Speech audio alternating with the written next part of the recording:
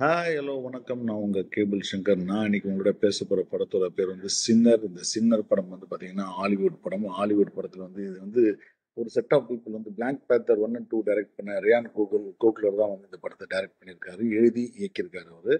அவரும் வந்து தயாரிப்பாளர்ல ஒருத்தராக இருந்திருக்காரு. அந்த படத்துல மைக்கேல் பி ஜார்டன் வந்து நடிச்சிருக்காரு. இதுல டபுள் ஆக்ஷன்ல நடிச்சிருக்காரு.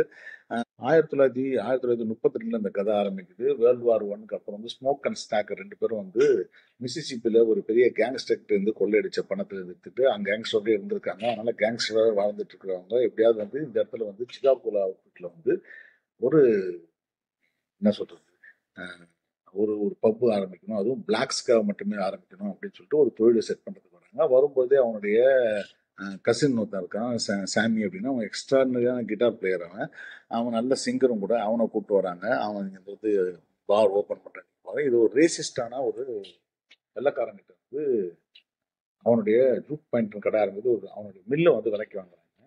விலைக்கு வாங்கினதுக்கு அப்புறம் வந்து அந்த ரேசிஸ் ஆள் வந்து என்ன பண்றான்றது ஒரு கதை இருக்கு. ஏன்னா வந்து ரேசிசம் பத்தியும் இந்த படம் வந்து நிறைய பேசுது. அந்த ஜூட் பாயிண்ட்ல வந்து அவங்க வந்து ஆரம்பிக்கிறது ரெடி ஆகிறாங்க. ரெடி ஆகும் போது அதுக்கு ஒரு சைனீஸ் ஃபுட் ரெடி பண்றவங்களும் இந்த ஸ்மோக் ரெண்டு பேர் இருக்காங்க, ஸ்மோக் அண்ட் ஸ்டாக் ரெண்டு பேரும் ரெட்டையர்கள்.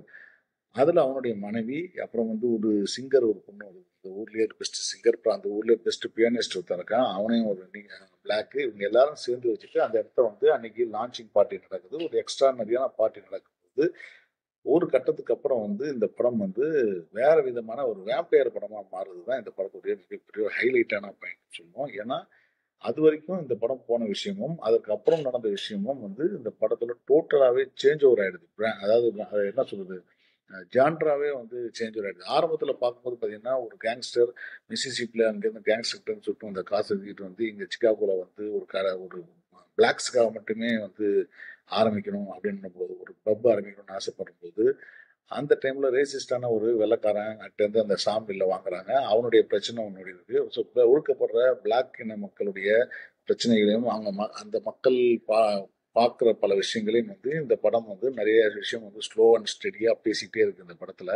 அப்படியான கட்டத்துல வந்து திடீர்னு இந்த படம் வந்து எதை நோக்கி போகுது அப்படின்னு யோசிக்கும் பார்த்தா, திடீர்னு அந்த படம் வந்து மியூசிக்கலா பயங்கரமா போக ஆரம்பிக்கும். மியூசிக்கல்லாம் அட்டகாசமான மியூசிக்கல் ஒன்று இருக்கு இந்த படத்துல. ஒரு ஒரு 10, 15 நிமிடங்களுக்கு வந்து இந்த அந்த ஜூக் பாயிண்ட் வந்து ஸ்டார்ட் பண்ற இடம் இருக்காங்க. அதுல வந்து மியூசிக்கலா பியானோ வாசிச்சு பாட்டு அந்த பொண்ணு பாட்டு பாடி அதுல வந்து எல்லாரும் வந்து பாஸ்ட் ஃபியூச்சர்ல இருக்கவங்க எல்லாருமே கூட வந்து அந்த அந்த இடத்துல அந்த மியூசிக்கலா என்கேஜ் ஆகிற இடம் இருக்கு பாருங்க. அட்டகாசமான மேக்கிங். அந்த காட்சிக்காக மட்டுமே நம்ம வந்து இந்த படத்தை வந்து ரொம்ப தியேட்டர்ல பார்க்கக்கூடிய படம்ன்றது வந்து அந்த லிஸ்ட்ல நான் அதெல்லாம் சேர்த்துற முடியும். ஏன்னா ஒரு மிகப்பெரிய அனுபவம், மியூசிக்கல் அனுபவம். அது சிங்கிள் ஷாட்ல எடுத்திருக்காங்க. அது சிங்கிள் ஷாட்ன்னு சொன்னாலும் கூட சில சிஜி ஒட்டலாம், விட படம் வந்து சிங்கிள் சிங்கிள் ஷாட்ல தான் இருக்கு. அந்த ஷாட்டை கன்சீவ் பண்ணதும், அதுக்கு மியூசிக் பண்ணதும், மியூசிக்கும் பாட்டு பாடினதும், டான்ஸ், எல்லாமே அட்டகாசம். அந்த கியோரியோகிராஃபி செட் பண்ணி சிங்கிள் ஷாட்டா செட் பண்ணாங்க பாருங்க, வேற லெவல்ல இருக்கும். அது உண்மையாவே ஒரு மிகப்பெரிய மொமெண்ட் அப்படின்னு தான் சொன்னேன் இந்த படத்துல.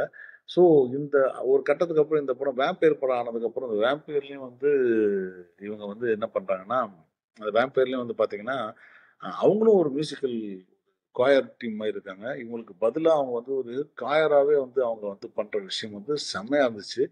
ஸோ இந்த படம் நான் ஐமேக்ஸ்ல பார்க்கணுன்றதுக்காக வந்து நான் பலோசோல படம் பார்த்தேன். ஆனா அன்பார்ச்சுனேட்லி இந்த படம் வந்து பலோசோ ஐமேக்ஸோட ஃபுல் வெர்ஷன்ல இல்ல. இவங்க வந்து நார்மல் வெர்ஷன்ல தான் வந்து பெரிய ஸ்கிரீன்ல ப்ளோ பண்ணியிருக்காங்க. அதனால அந்த அளவுக்கு கிளாரிட்டி இல்லைன்னு தான் சொல்லணும். இதுக்கு ஏன் 350 ரூபா கொடுத்து வாங்குறாங்கன்னு எனக்கு தெரியல. ஏன்னா ஐமேக்ஸ் வெர்ஷன்லயும் இவங்க வந்து படத்தை வந்து வச்சிருக்காங்க. ஏன்னா இந்த படத்துல அவங்க போடுற விளம்பரங்கள், அதாவது வந்து ஃபர்ஸ்ட் எடுத்தோடனே இந்த விளம்பரம் வரும் இல்லையா, அதாவது சிகரெட் ஸ்மோக்கிங் விளம்பரம், இந்த விளம்பரம் வருது இல்லையா, இந்த விளம்பரம் வரும்பொழுது அது வந்து ஃபுல் ஸ்க்ரீனுக்கு ஐமேக்ஸ் ஸ்க்ரீனுக்கு வருது. ஆனால் அதே படம் வரும்போது கீழே இருக்கிற வந்து மாஸ்க் ஆயிடுது. ஸோ இந்த மாதிரியான குவாலிட்டியில் தான் இருந்தாலும் கூட இந்த படம் வந்து ஒரு நல்ல மியூசிக்கல், அட்டகாசமான மியூசிக்கல் இது. இந்த musical plus action masala plus வந்து உங்களுக்கு இது இருக்கு, அது பேர் என்னது,